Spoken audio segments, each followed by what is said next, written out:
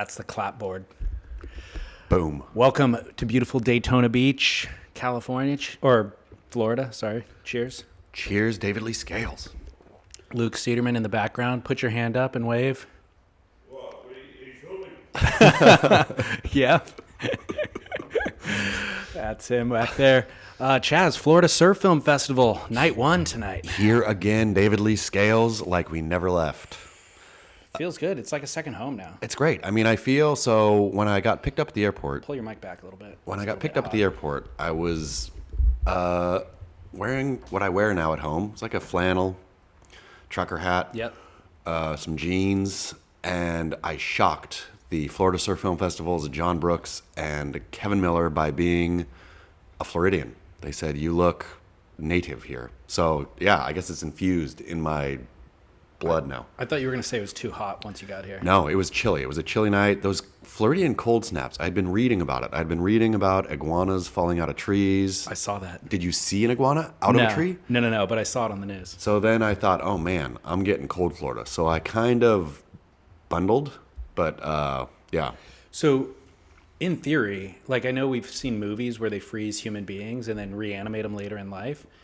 Based on the iguana, it can happen. So here's what I read about the iguana, though, is the iguana freezes, it falls out of the tree, but it seems like it has to warm up within a certain amount of time or it's done. Like, I don't think it can be, there's those, like, lizard things that I think can go catatonic for months. I don't think iguanas are that. Okay. Well, good news is it's warmed up. I'm sure they're back to life now. I mean, my goodness, did it warm up? I was thinking cold snap, we're going to be freezing, but no, it is ocean, totally trunkable still. Does it ever not get trunkable in a new Smyrna Beach / Daytona? I think so, but I don't think it gets that cold. So Maybe not trunkable, but definitely not, definitely not 4-3 weather. yeah, You know? 3-2 weather? Or is it Maybe a 3-2. straight 1 mil is as deep as you need to go into your neoprenes? I don't know. Have to ask the pros around here. That's true. The locals. By the way, I forgot to ask you, how was that dinner night 1? Oh, fantastic. Yeah. They Kevin Miller, Florida Surfing Festival. If anyone gets invited on the Kevin Miller ticket, man, it's not only that they like are generous, it's that they curate fine meals. Yeah. Like the establishment it's exactly what you want. So this place was like old schooly steakhouse a bit, which is getting off a flight and going into an old schooly steakhouse was like just what the doctor ordered. Kevin also likes to eat and drink too. Yep. And appreciates those things. Yep. So I like that, where you don't want to blow out somebody's expense report if they're not, if it's like 1 bottle of wine is enough for the table. Yeah. You don't want to be the guy who's like, and I'll have a cocktail and a nightcap. And you know what? I need a bottle of wine just for myself.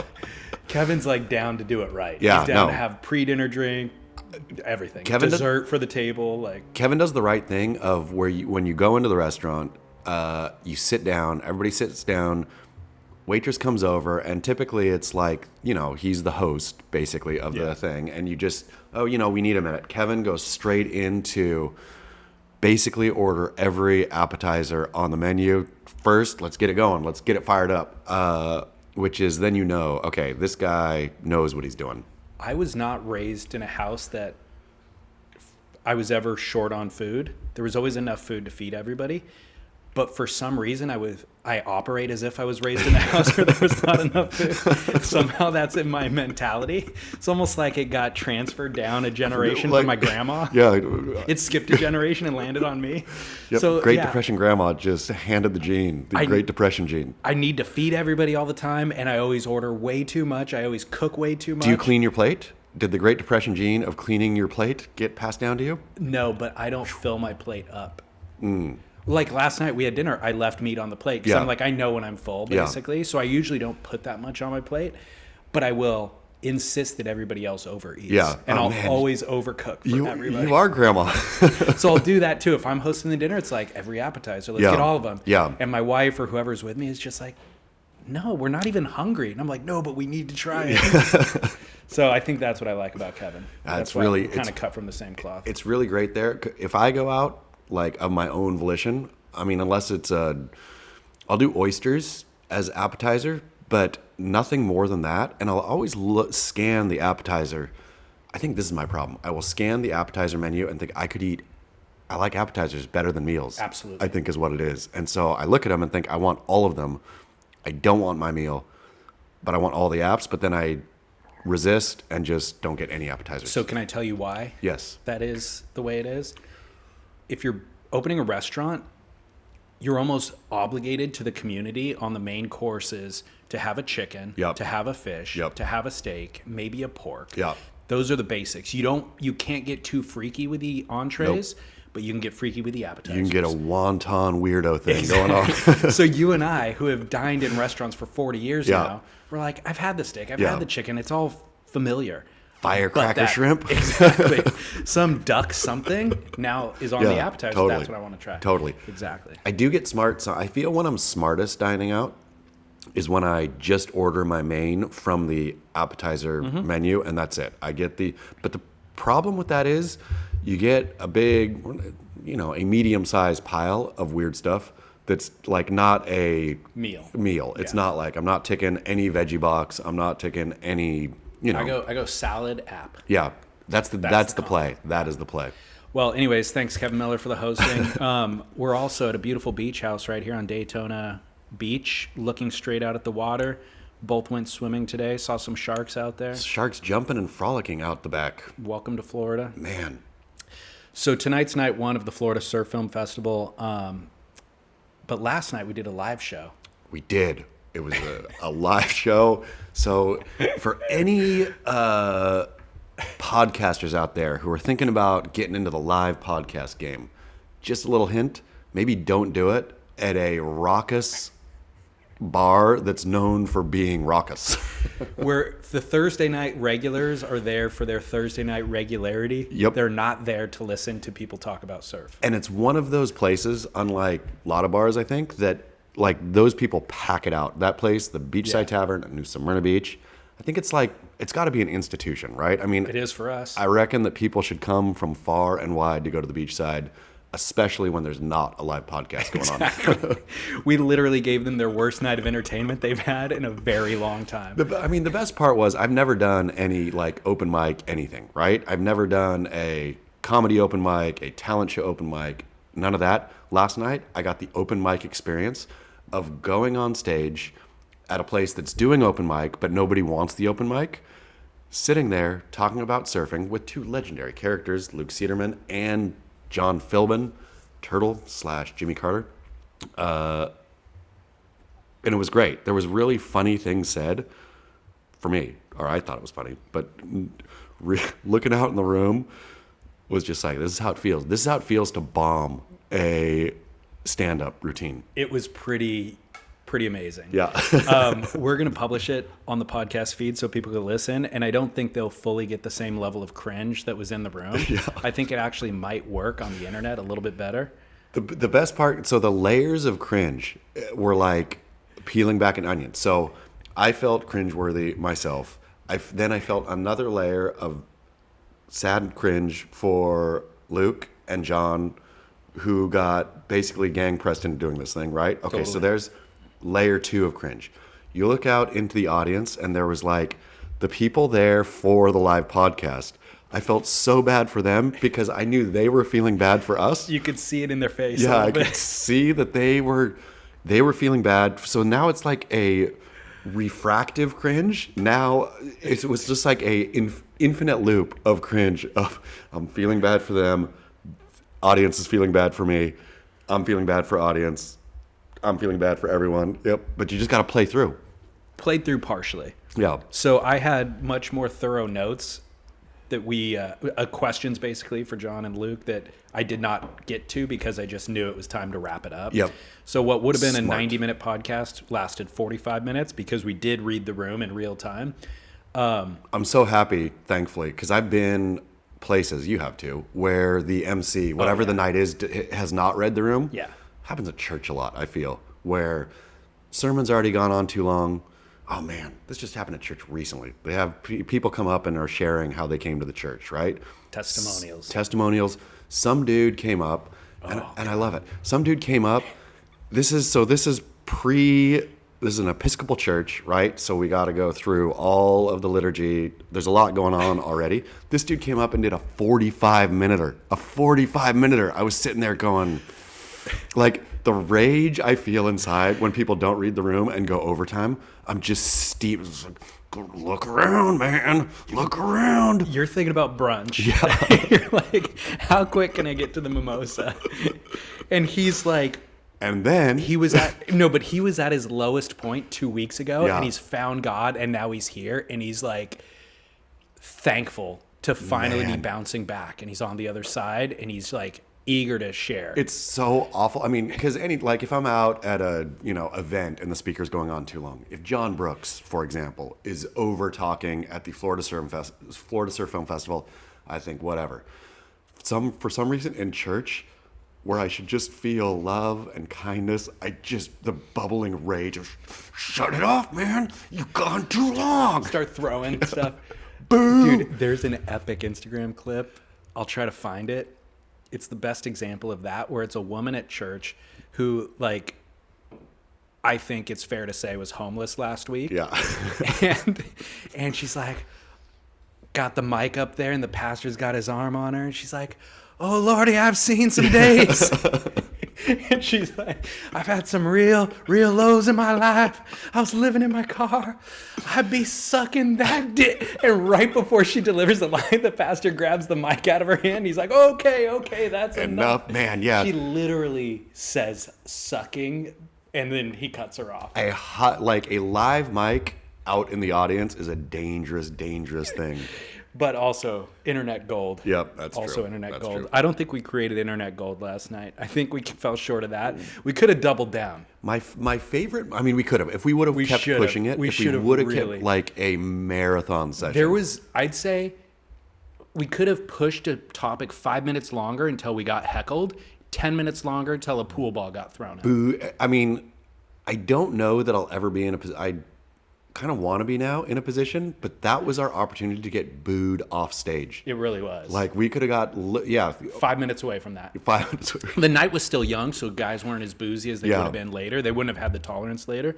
But I would like to say I was proud of myself in that 10 years ago, that cringe would have eaten me alive. Yeah.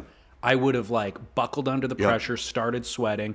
And last night I felt it and I was like, I can steep in this a little bit. Yeah. Like, what are you gonna do? We're not gonna do our guests a disservice by just like wrapping it up instantaneously. We have some questions we can get through.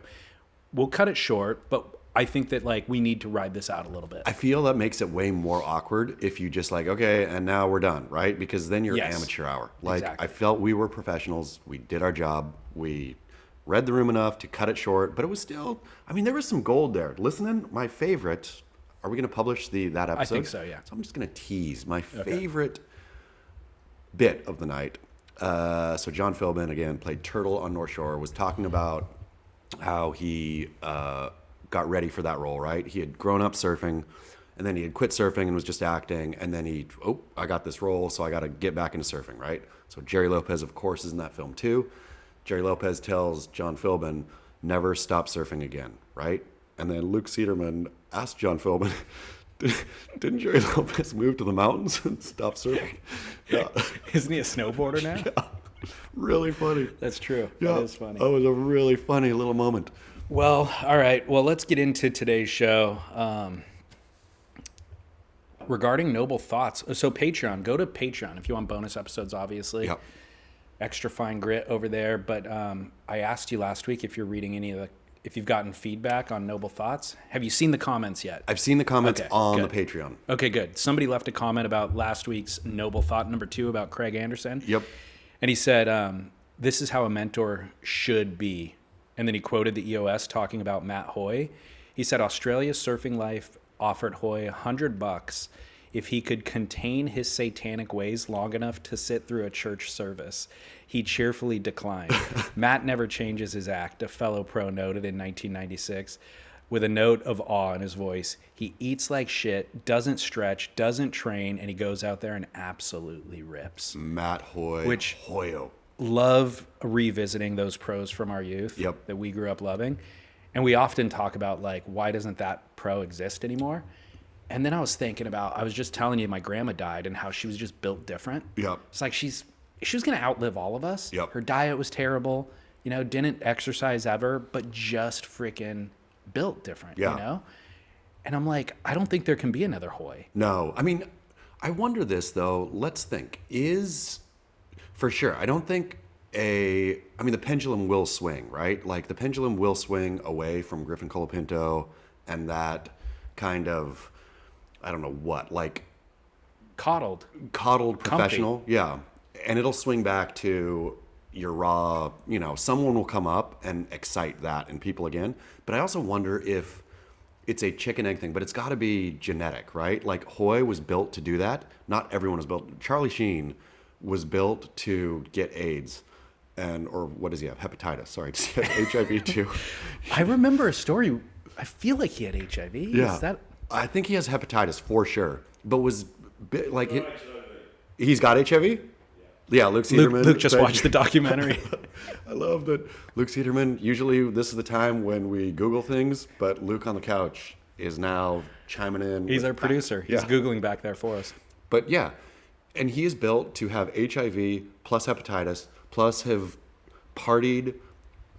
Like, remember when he was going, everybody does, when he was going absolutely mad, when you're like, Yes. okay, this thing is done. He's wearing whatever he was doing. It was just like done. Yeah. And now he's like the voice of reason, great dad, calm, interesting, making good books. He's also shockingly intelligent. Totally. Like, you don't see people live through that without being like their brain being addled No. and them not being able to, you know, you can Put sentences together. Yeah. Yeah, you see he doesn't smack, and I've never obviously hung out with him, but he doesn't smack addict in the stuff I've Right. seen, right? Where that addict, recovering addict kind of thing, it's always got a little tick. You know what's interesting? I meant to ask Luke about this last night, or at least talk to him about it, because I never talked to anybody about that documentary. Yeah. There's a portion at the end where they ask him about whether he's gay. Yeah. Because like there's been guys who have come out and said that they had sex with him or something, and so that was in the news at some point. So now they're sitting him down in front of the documentary and they actually address it with Yeah. him. And the way that he addresses it, he doesn't say that he's gay, but he's had sex with guys before. He's like, when you're that high and you've had orgies that last for days, you kind of just end up doing everything. He walked that one back though. Oh, he did? He walked it back in terms of, he was like, well, by sex, I didn't mean penetration. He suggested that he got some BJs from dudes or gave BJs to dudes. But yeah, he was like, I'm not talking. So yeah, so I don't know, because he doesn't seem to care about the blowback. But so it must all be true, right? Like, I don't know. because that's what he said. He said, like, by sex, I didn't mean penetration. Well, what's funny is that would have been a headline for anybody else who wrote a book or did a documentary. That would have been the biggest headline to come out of it. Yep. For him, nobody even talked about it. Yeah. Because everything else was so much more sensational. I love that his relationship with Martin Sheen, Pop, seems really great. I told you that. That was my hero that week. Absolutely. In terms of, we Martin already Sheen talked was about there it. for him. Yeah, there for him. Didn't appear in the documentary, but was not in the documentary because of, any other thing. It would be absolute, a broken family kind of thing. But no, it just wasn't a fit. Let me, I got to text somebody back real quick. Yep. Well, we need a Charlie Sheen of surfing again. I know. So you have to look at the breeding ground, right? And I think that at this point, there's, as we've talked continually about kind of the erosion of the middle class, the only way to surf is to live near the beach. Yeah.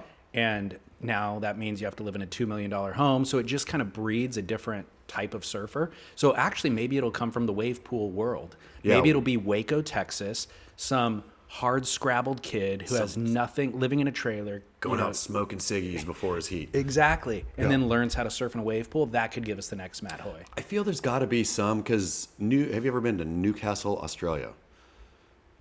No. So that's where, I don't know if that's where, I think that's where Hoy's from. It was certainly where Yeah, I Craig think was so. living. Yeah. But like Newcastle's hard, I don't know if it still is, but felt like Steel Towny on the beach. Yeah. Okay. Well, maybe it'll come from Hopefully it's still raw. Hopefully we got another one. I love that too, Craig Anderson, like that Hoy was Anderson's mentor, because Craig is not a Hoy type. Right. except also a straight up rebel, right? I mean, the way Craig has navigated his path in surfing is, turning down the big Quicksilver dollar, going and charging bigger waves. Like all of the way he's gone would not have been scripted. Right. Well, if you guys want more noble thoughts, go get them on Patreon. That is Chaz's written word segment a couple times a week. Just add more. I feel the Patreon is, I love it, and it feels more intimate, and I want more there. I want to do more on the Patreon. So this is my first toe in the Patreon water of adding more that's more intimate things. Perfect. In surf news, the segment that gets shorter and shorter every week. I think we only have 2 stories this week in surf news. Well, let's hope to get to 1 next week. Okay, well, Stab Magazine still hasn't written anything about Rachel Tilley's win. I told you they buried that lead by choosing to talk about the dude who won. I thought they wrote something. I didn't see anything. Okay, I'm going to go back. Now it's time. Okay. Now, like 3 weeks later after the thing, is time to unbury these bones. Exactly. So go check that out. Carissa Moore. In other surf news, Carissa Moore has officially announced her return to the world tour. Exciting. I was thinking about this just this morning. Was thinking about how for the last, I feel, couple years, the women's side has been more interesting than the men's side. Again, another storyline on the women's side that makes the women's side vastly more interesting than the men's side this upcoming year. Like, how is Carissa, mother, coming back, of a different era-ish, but Totally. still young enough to absolutely rip, and still, incredible. 5-time world champ, Olympic gold medalist. How's she going to go against Katie Simmers and this lot, right? Like, watching this roll out is going to be akin to, I feel, Michael Jordan coming back from playing baseball, where you didn't know what he was going to do, but he was still so good. Will you be so bold as to make a prediction? Yeah, I'm going to say Carissa's going to come slow out of the gate. It's going to take a minute to shake the rust off and get the feeling of, because she left at like Katie and Picklum and top of that side hadn't fully come into their own yet when she retired, right? She retired 2 years ago, if I'm not Well, she got beat by Steph. That was her, 2023. Totally. Yeah, But those girls were really figuring putting it the out. pressure on. Yeah. But they were still figuring it out, right? Yeah, So yeah. she's coming back now to them, entering their prime. And so that's what's interesting to me. So I feel it's going to take her a minute to adjust to surfing to beat them. And I think she's going to figure it out and roar through the back half.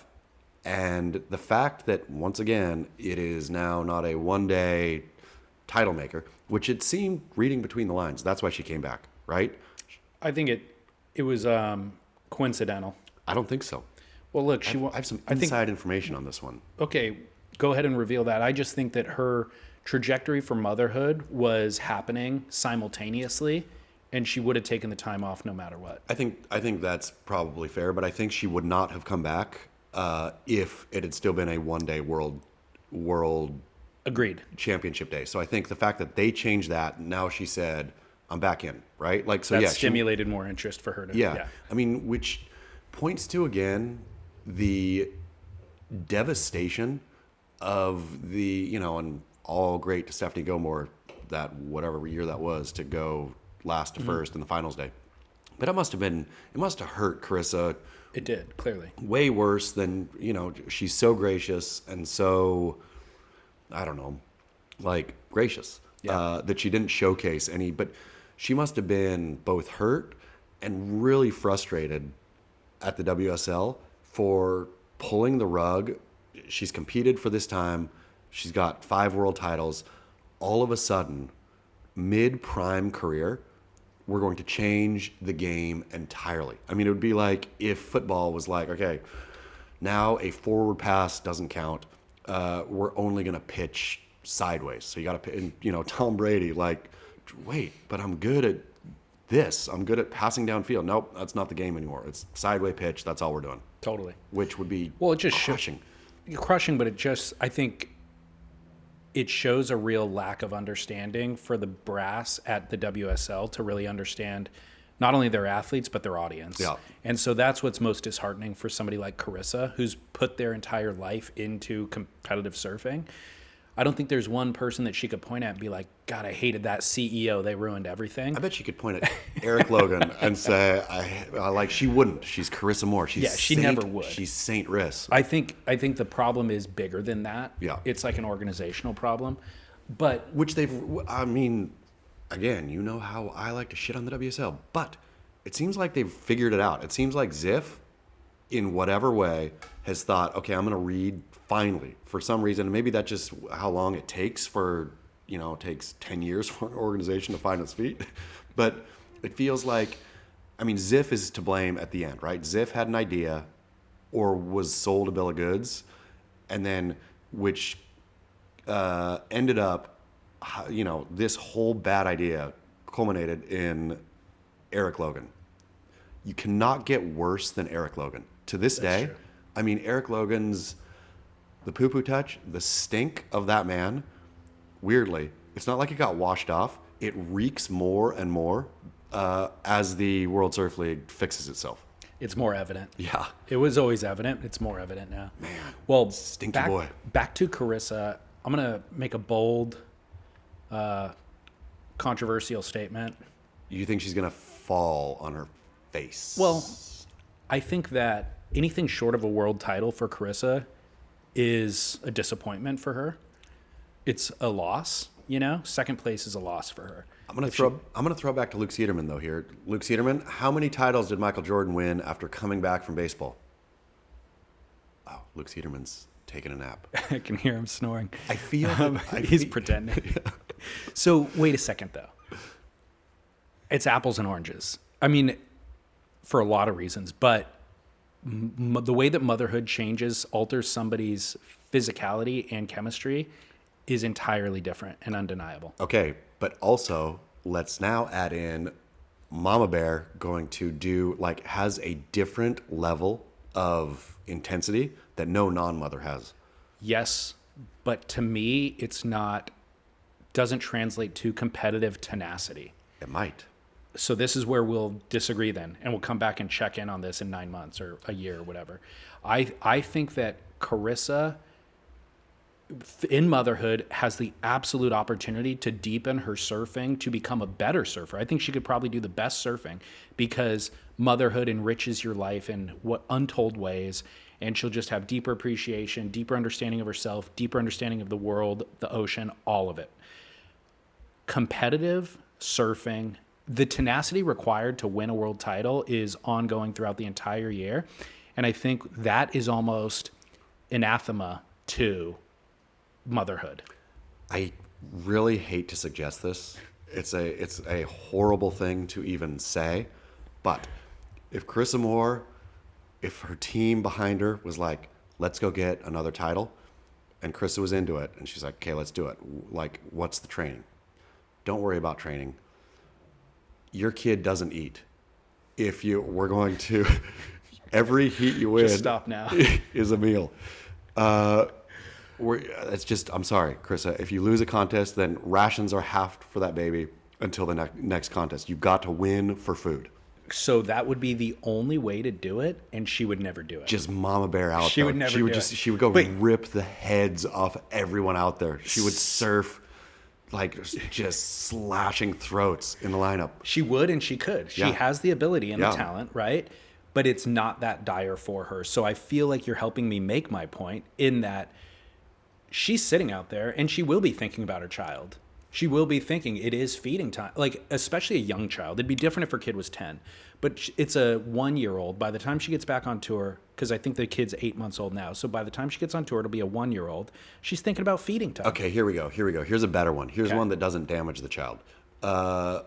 If Red Bull says, for every heat you win, we're throwing One semester of college. We're throwing $10,000. We have to go the whole season here. So, we can't get to college. One semester of college, you'll get a whole college career by the end of the season. Okay, sure. And so exactly that. I was going to say $10,000 per heat win or something. But yeah, so you championship, Your kid, full ride, any college, anywhere. That's it. Boom.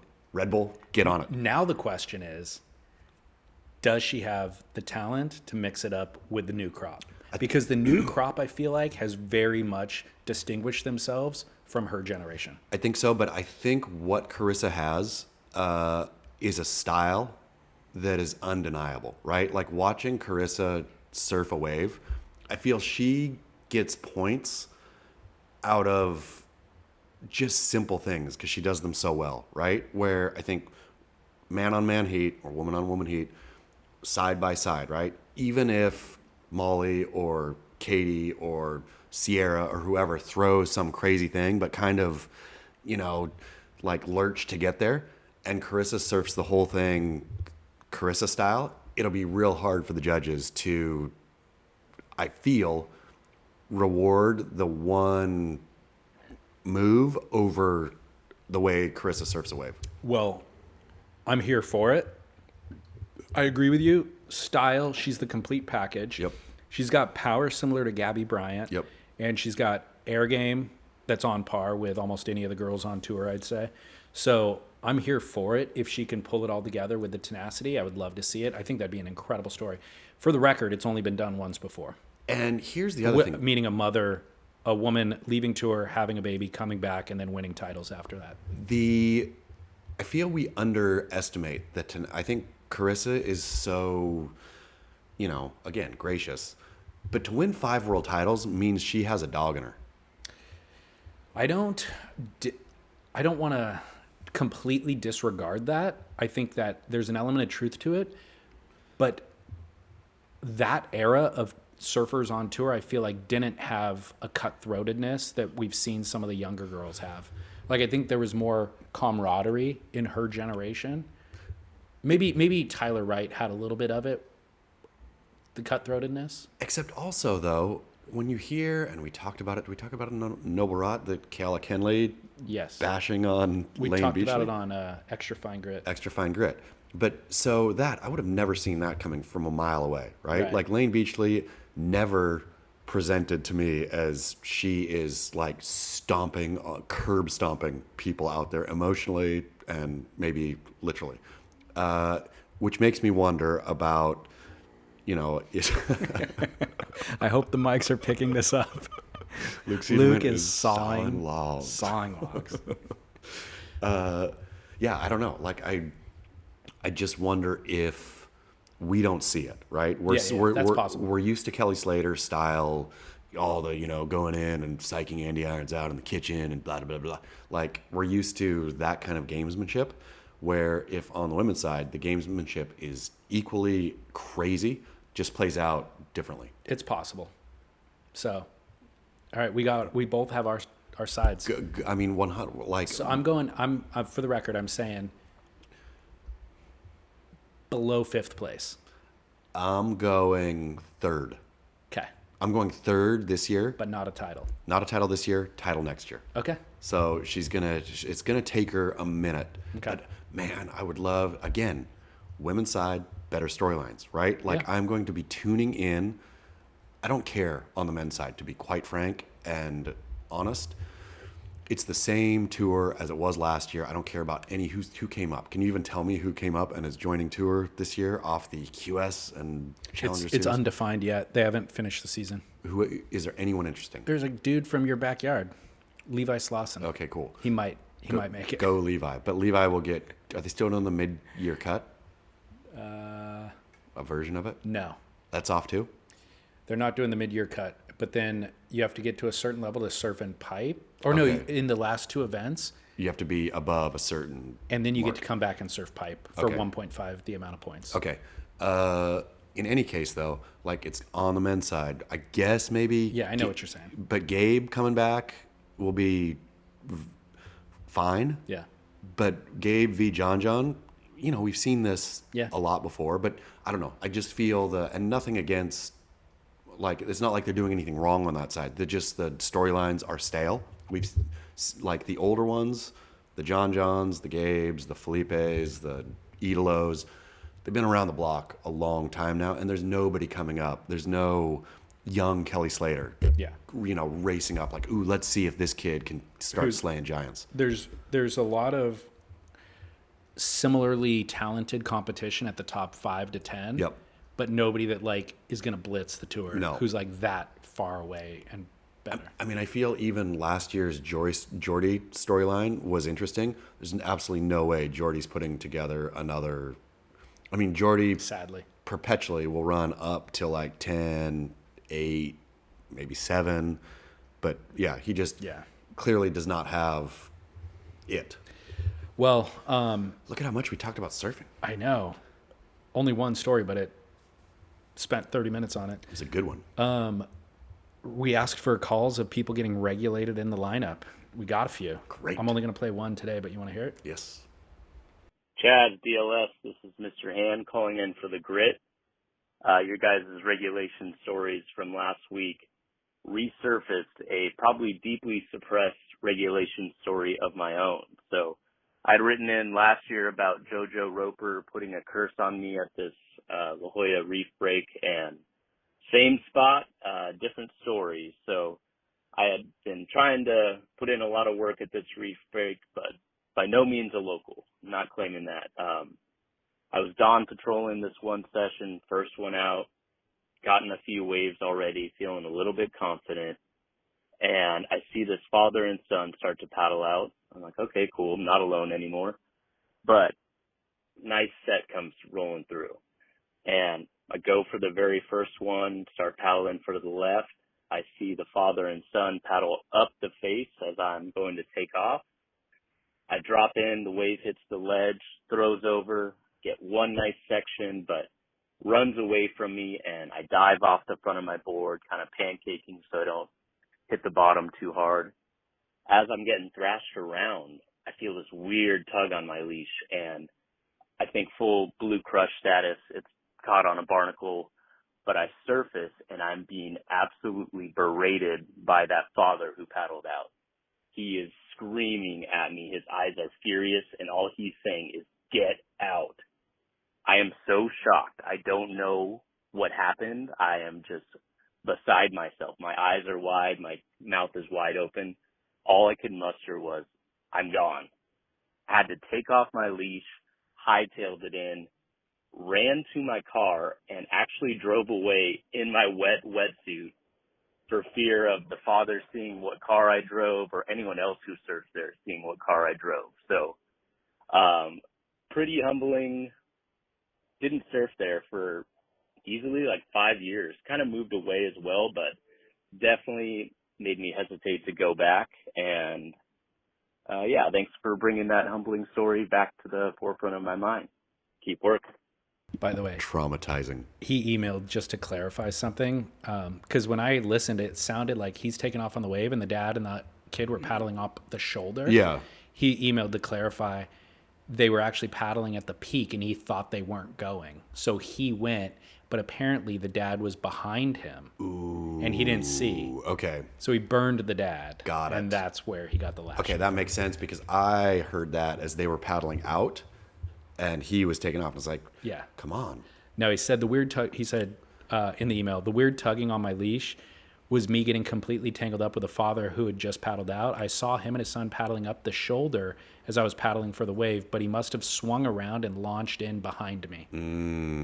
The fact that I jumped off in front of the board also meant it was likely to shoot the board back towards him in the barrel with nowhere to go. That's why Dad was mad. Yeah. So I hope this clarifies the situation. Man, boys. that does, but that is a humbling one right there. What I like to hear from him is the contrition. Sure. And I would like to know what's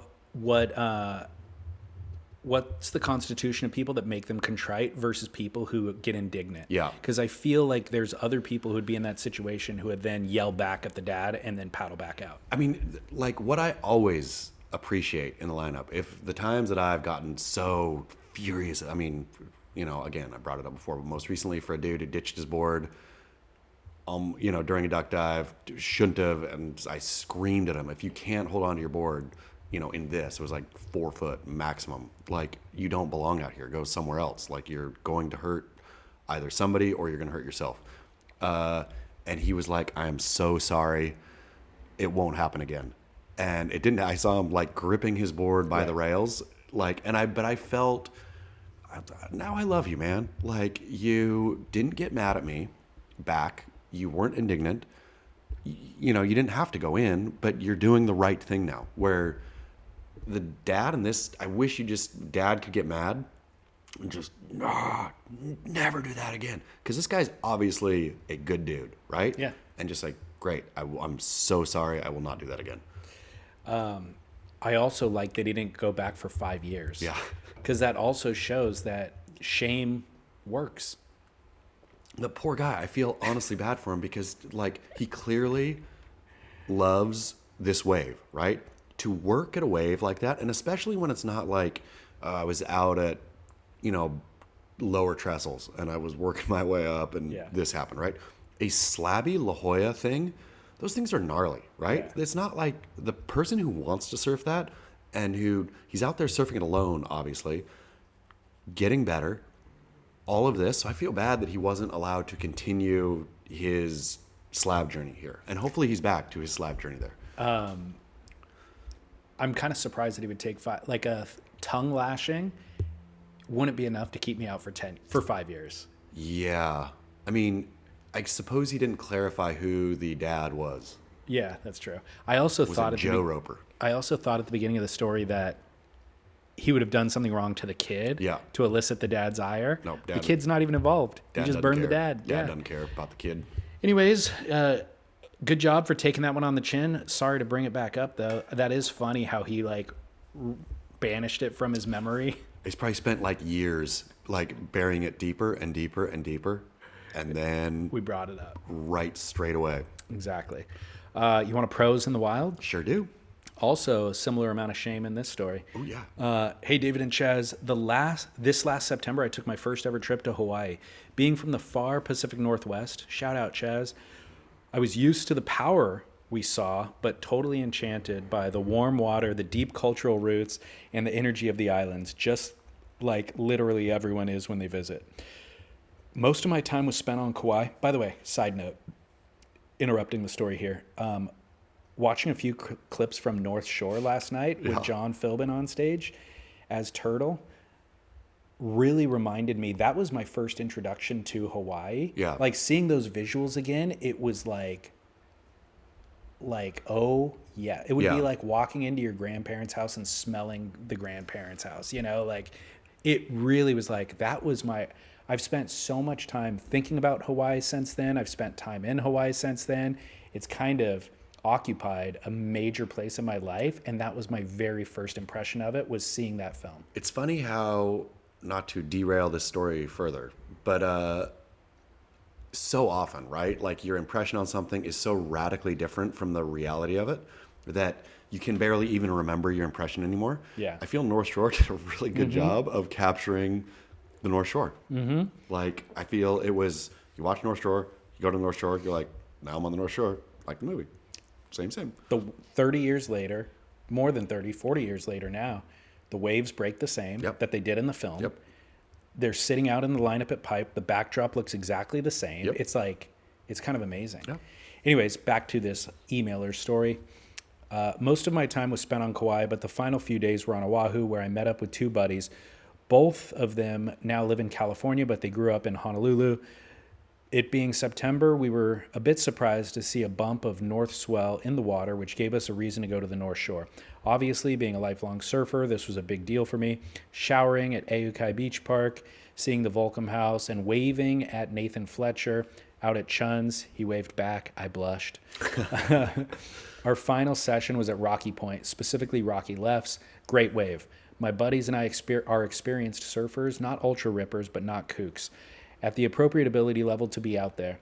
Still, even though it wasn't North Shore season, there was a pack of about 20 people on the main takeoff doing extremely high-level surfing. I'll name my buddies Beavis and Butthead for what happens next. Beavis and I sit wide.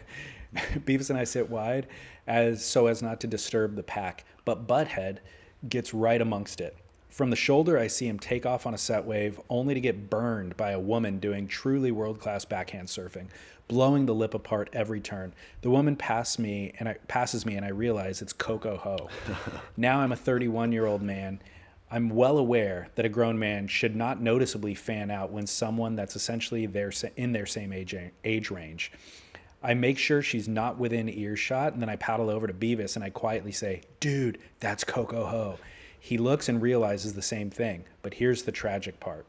I made sure we were well out of Coco's earshot, and that of anyone at the main peak. However, guess who I didn't see paddling out past us, just close enough to hear me sheepishly fawn over her?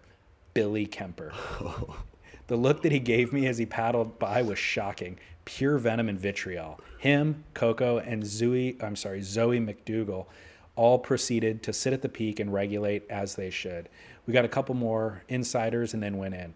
So Butthead had the privilege of being burned by Coco. Then Beavis and I had our masculinity annihilated by Billy Kemper.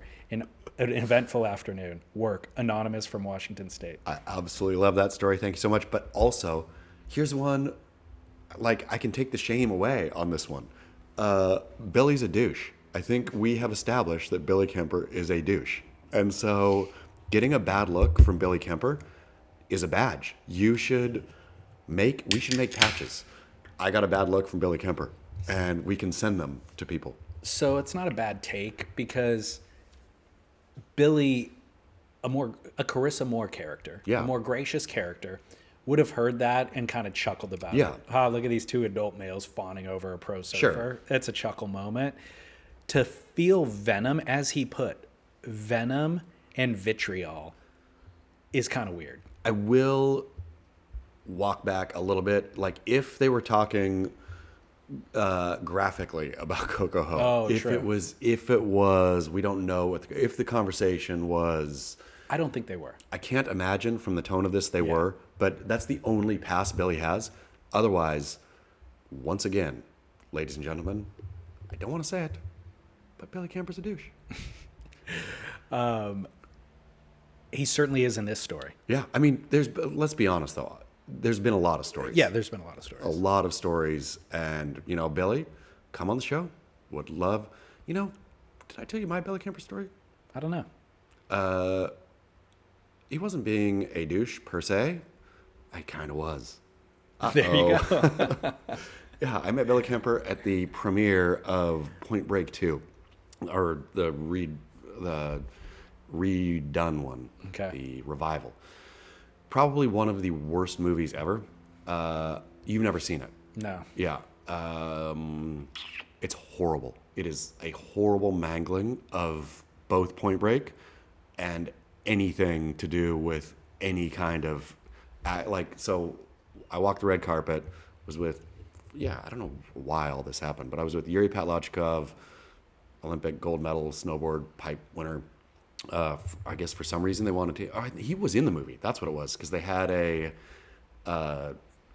ski chalet kind of scene in the film. So Yuri was in the movie.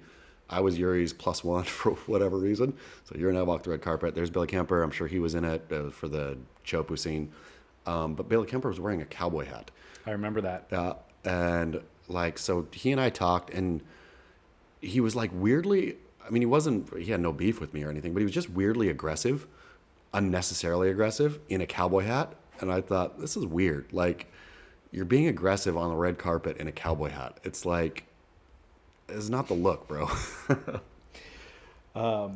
Was he in a black cowboy hat? Was he like all in black? I don't know why I've seen images of him in a black cowboy hat. So when you said cowboy hat, I just presumed that's the image I saw. But maybe he wears a cowboy hat regularly. I can't recall. And if he does, if he's like a, what do they call Hawaiian cowboys? Panolo, something. There's a name for a Hawaiian cowboy. Yeah. If he's that on Maui, then Billy, I apologize.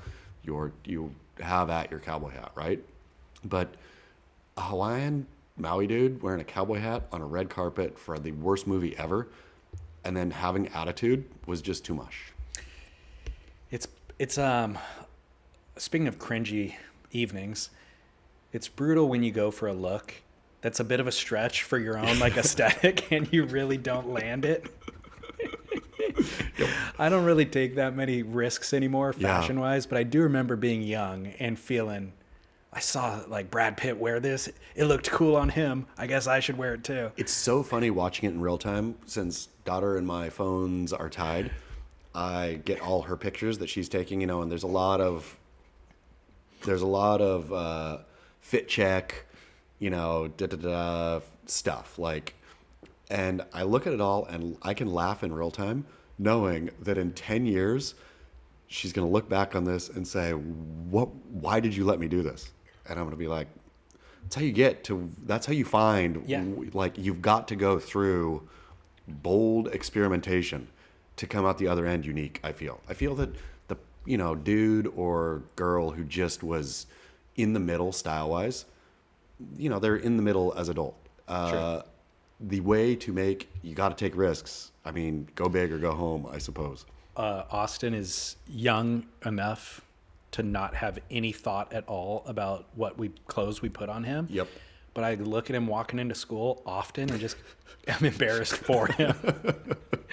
I'm just like, oh God. I mean, we're dressing you like a doll, which I guess if you were in a photograph, it would look cool, but you just look like such a clown walking into school right now.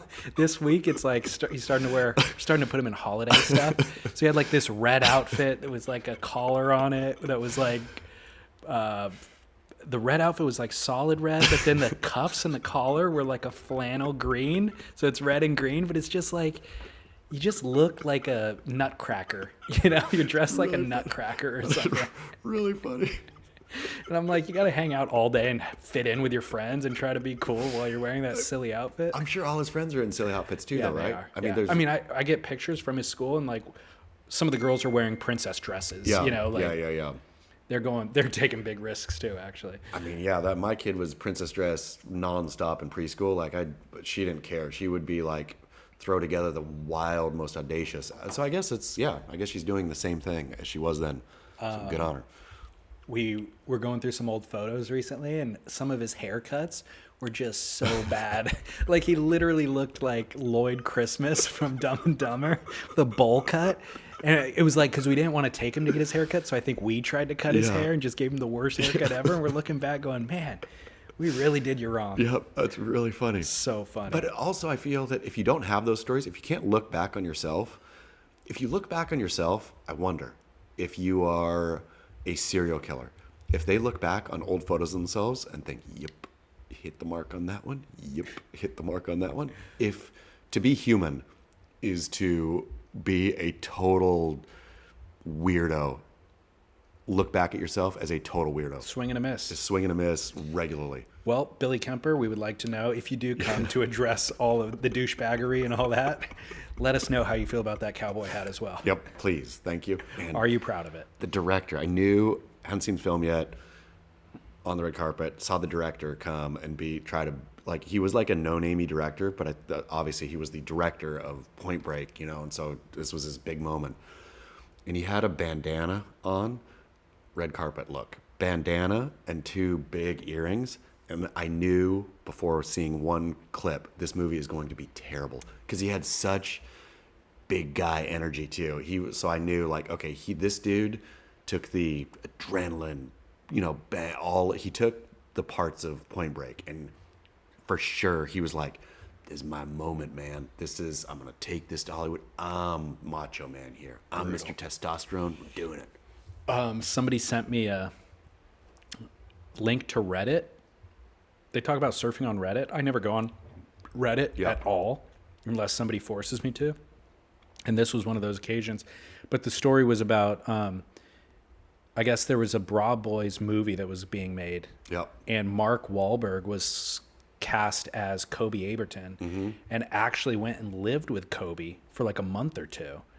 And I think the movie actually got into production, but just never got finished. Wow. Yeah. Some old Mark Wahlberg and Kobe Aberton just hanging out. Yeah, Sweet. which maybe I'd learned that was an option at some point, but I've forgotten about it. So I didn't realize it got that far into production. I wonder why they pulled the plug on that thing. I don't know. It's a good question. Yeah. But then in the Reddit threads, somebody linked to a YouTube video that was pretty hilarious. There is some Australian news show, and I guess they do pranks.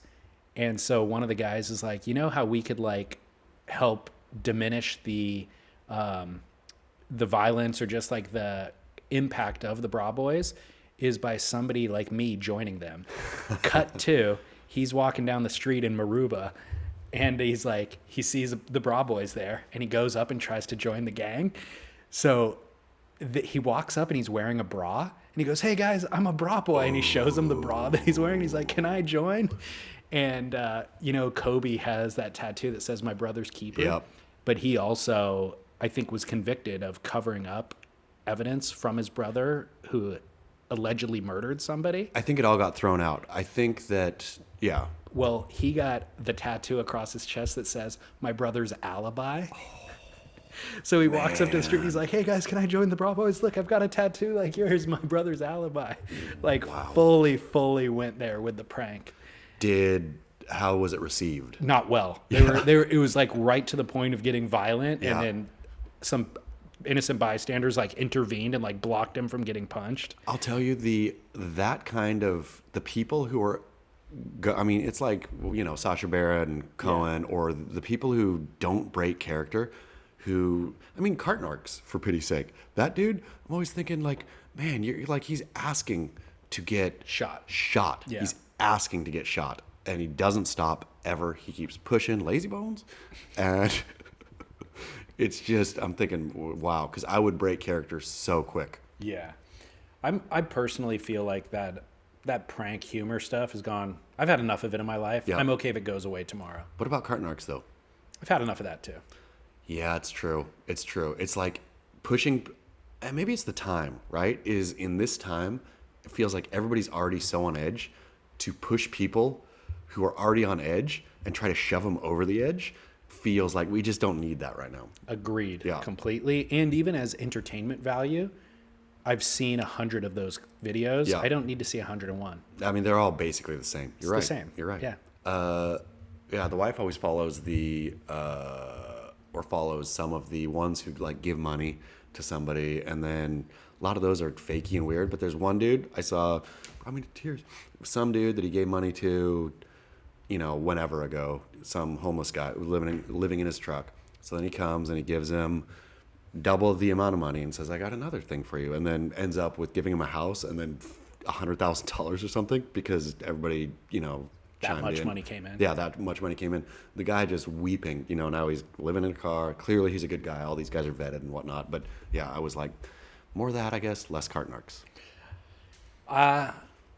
The problem is people ruin that too. I mean, it becomes all, that one sounds like it was totally altruistic. Yes. But 9 out of 10 of them that Yeah. come after that is just self-serving. Nobody should start their own. Like, Yeah. let the people, I feel there's good ones out there who actually do the work. They vet the people, right? It's not for them. Yeah. It's actually for the person. But if you're not doing it for the person, don't do it. Well, I've got a controversial take on this too then. Yeah.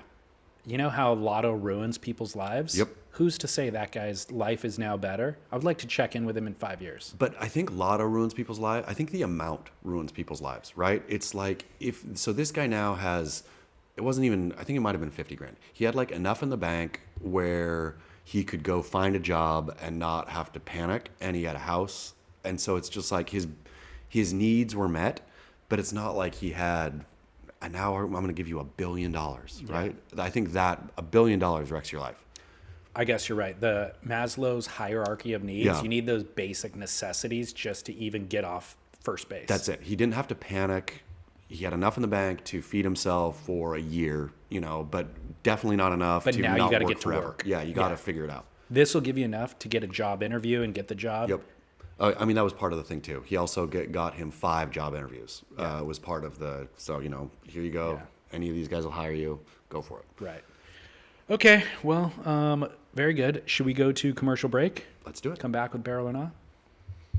All right, Chaz, welcome back from commercial. Daytona Beach hasn't changed. Daytona Beach, man, I really feel like, did we talk enough about how much we love, fallen in love with this area? I mean, it's just a second home. It really feels like it at this point. I'm looking forward to going tonight to the venue and seeing everybody again. Is the show going to go up before the Florida Surf Film Festival tonight? Yes, I'm going to try to get it done in the next hour. Okay, then if you're listening and you're close, swing on by. And if not tonight, tomorrow night. Yep. There's 2 nights, Friday, Saturday. Great films on tap. Man, I have a favorite film on tap that might be my favorite of the last 5 years. Tell me.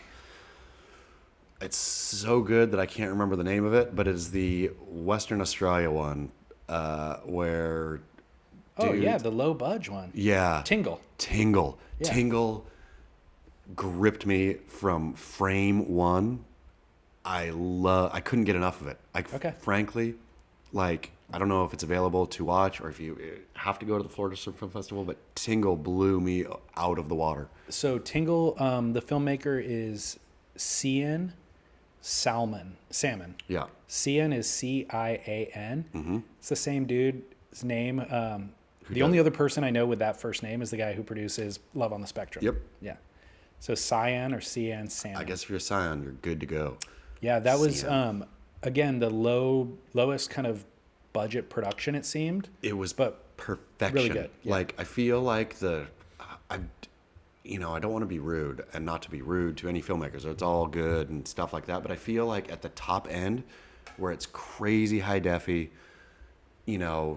beautiful establishing shots, good, slow, all of that. It's great. I appreciate it.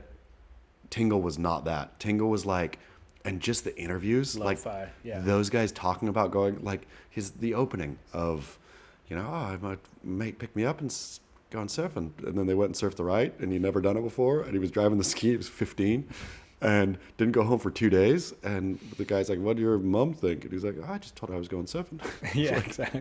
I'm going surfing and you're gone for 2 days. Well, I won't name names either, but more on what you said.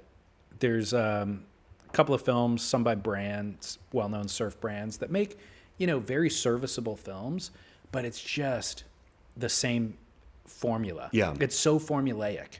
It's like, okay, now we're somewhere.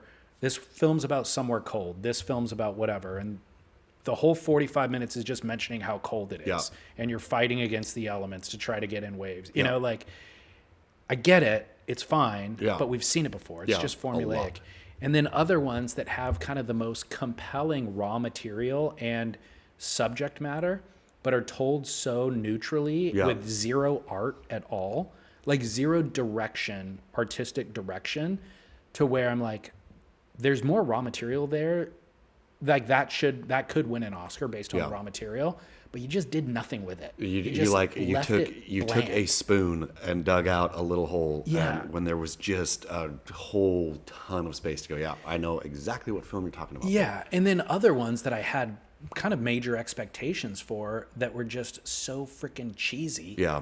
That it's like, I guess this probably has an audience. Maybe it'll end up on Netflix or something, but it just is it's sappy. But I love when you see a good one, Tingle. Yeah, for I me. know. It made me so happy. I was like going through watching them, and a lot I was enjoying, a lot I was liking. But Tingle, I was like, this speaks to me. Yeah. Yeah. Well, the roster of what's going to be played on the slate tonight and tomorrow night are different films. Mm-hmm. So you can look forward to seeing new stuff that you haven't seen before. Great. And I will say that it's become one of the more enjoyable things for me is like going into that theater, I find a dark corner where there's nobody around and really just enjoy it by myself. It's so great to watch surf film on a big screen with other people. Like, can't be said enough, and I know it's almost sounds cliche now, but it's just true. Like, it is so much better than watching it on your phone or your laptop when you're in a big theater and the sound is big and the people are there engaging with what's happening. It's come. So thanks for the crew here that puts this together. Really a joy. Okay, Barrel or Nas, we've got 3 and they're all listener calls. Great. So here we go. Make sure I turned up the volume again. What up, gentlemen? Got a barrel or not for you. Barrel or not, the washcloth. I've come across thousands of them in bathrooms all over the world. Don't think I've ever used one of them one time. Am I missing out? Work. Have we discussed washcloths? I If we think we may have. If we have, it's time to rediscuss because I need to throw a no barrel once again. I do not understand them either. I get the exfoliation bit, right? Like theoretically, but I don't know that a cloth is actually exfoliating. It's not. So It's too soft. if you're going to go, if you think, you know, I have dry skin or I get really dirty or something, there's a thing called a loofah or a sponge, right? Like there's things that are gritty if you need to take stuff off. If you're like working in the coal mines all day and you need to come home and get the coal off, I understand there's a need for, but there's things that actually work for that exfoliate. The washcloth does not. It is I feel, just a germ catcher. It's gross. I don't know. Are you scared to touch your body with your own hands or something? Like I don't understand what it even begins to do. Do you use a bar of soap or Yes. do you use liquid soap? Bar. I do too. I use the bar, I palm it, and rub the bar directly on my body. Yep. And my wife has her own methods, so we're not using the same bar of soap, you Yep. know, like my soap's not touching her, vice versa. So it's like, this is clean. Bar of soap, rub it Sanitary. down, Exactly. rinse it off. Exactly. In There's and no out. point for an additional layer of cotton No. between me and that, by the way, doesn't self-disinfect like soap does. Soap, you're clearing a layer and you have a new layer of soap. That just contains all of the contaminants in it. And then you use it again tomorrow, unless you're using a new washcloth every single day. And also doesn't have enough time to dry. So Right. you're using your yes. mildewy or on the verge of mildewing, already body filthed piece of cloth. And that's what you're putting on yourself. Very no barrel. Yeah, zero. Weird barrel. that it even exists. I mean, it's time to get rid of them. To be quite frank, we should be ban washcloths. One of my biggest pet peeves here in this share house, we almost might have to deal with it here. One of my biggest pet peeves is dishwashing implements that stink like mildew, like a rag. Some people use rags, like Yeah. a washcloth in their sink. And to me, that's the worst version. Here we have a sponge. And that sponge, I could tell, is already on the verge. Like what I use is a brush. And the brush doesn't seem to contain any stink. And it's got a soap dispenser in it, so it's actually very practical. But it's like, I remember the first 20 years of my life, grandparents' house, parents' house, everywhere I grew up in, there was some smell that would emanate from the kitchen sink that was the cleaning device. Yep. And I was like, this doesn't make any sense. Yep. I mean, adjacent to this, not directly related, but how mad are you on a scale of 1 to 10 when you put a load of wash in, day goes along, oh, forgot the wash. You open it up, you take a t-shirt out, and you smell the mildew, and are you like... You got to rewash it. Obviously you do, Yeah. but how many times you just thrown it back in the dryer and think, let's try, and then you take it out, and it's just like baked on mildew. So never happens to me anymore. It happened to me in probably my 20s Yeah. when I first started doing laundry, or when I first moved out of my parents' house and was responsible for myself. My wife is an absolute stickler with laundry. So like she has corrected my behavior by far. Nothing sits in there. And we're not even allowed to keep the washer door closed when it's not running. Great. Smart. Leave it open at all times. Smart. Because otherwise that Air it out. got to air it out. Smart. Yeah. Every time I walk past it and bang my knees on it, I'm like, dang it. But it's airing out. Gotta let it air out. Yep. Sweet. Well, no barrel on washcloth. Okay. We got another one here. This one's a little bit longer. Barrel knock comes at the end of the call, but you can enjoy the whole call. This is Chris from Maine, the real Chris from Maine, calling in for the grit. I've got 2 items of interest for you. One, I think, is a tool to live by, and the other, I think, is a barrel or nah.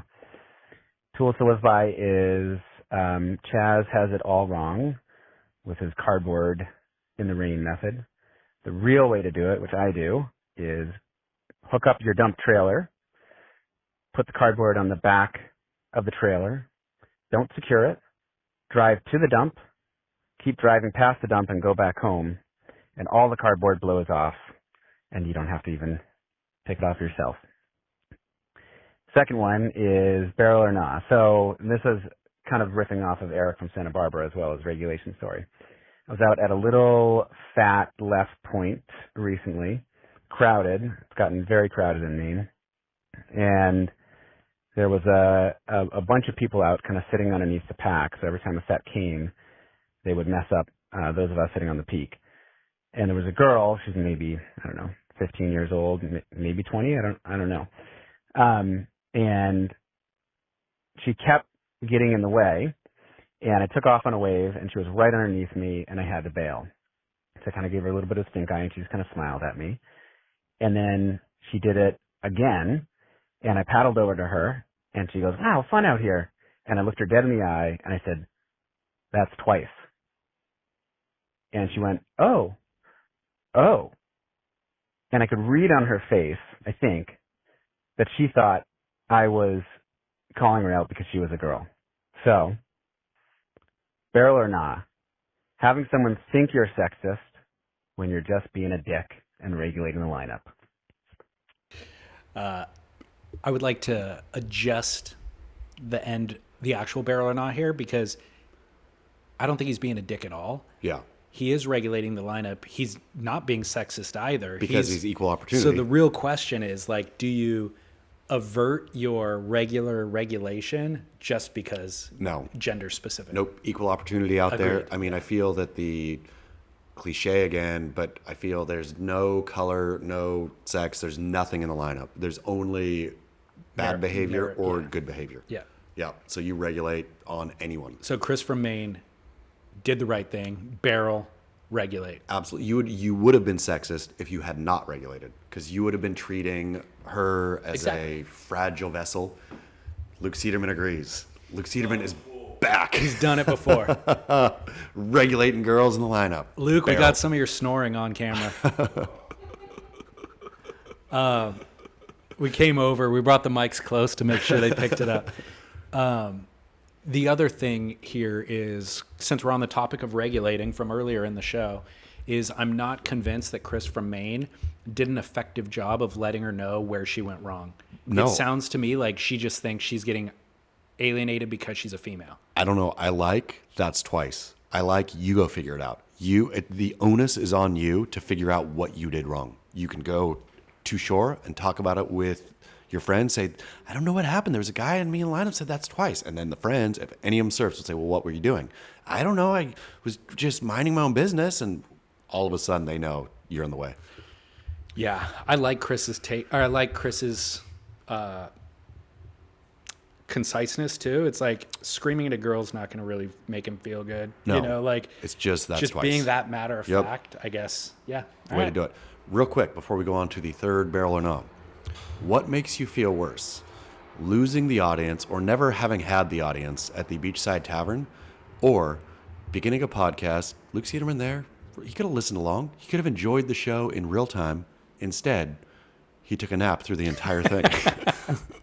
And then got up and left at the end.